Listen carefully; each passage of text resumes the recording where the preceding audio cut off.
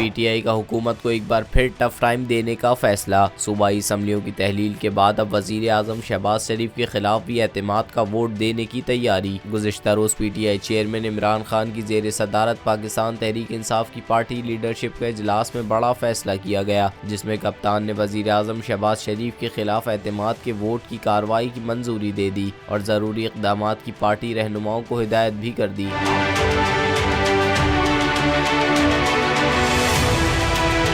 साथ ही chairman PTI ने इजलास में आम इंतखाबात के लिए टिकटों की मंजूरी का अमल शुरू करने की भी मंजूरी देते हुए डिविजनल सतह पर पार्टी तंजीमों से मजबूत उम्मीदवार के नाम मांग लिए। तंजीमों की सिफारिशात पार्लिमानी बोर्ड में पेश करके जल्द उम्मीदवार फाइनल करने का फैसला किया गया है। उम्मीदवार को जल्द ही ग्रीन सिग्नल देकर इंतखाबी मैदान में उतारने की इजाज़त दे दी जाएगी। इसके अलावा निगरान सेटअप के लिए इमरान खान का वजीर आला पंजाब परवेज इलाही से मुलाकात का फैसला किया, जिसमें निगरान सेटअप के लिए नामों पर मुशावरत की जाएगी।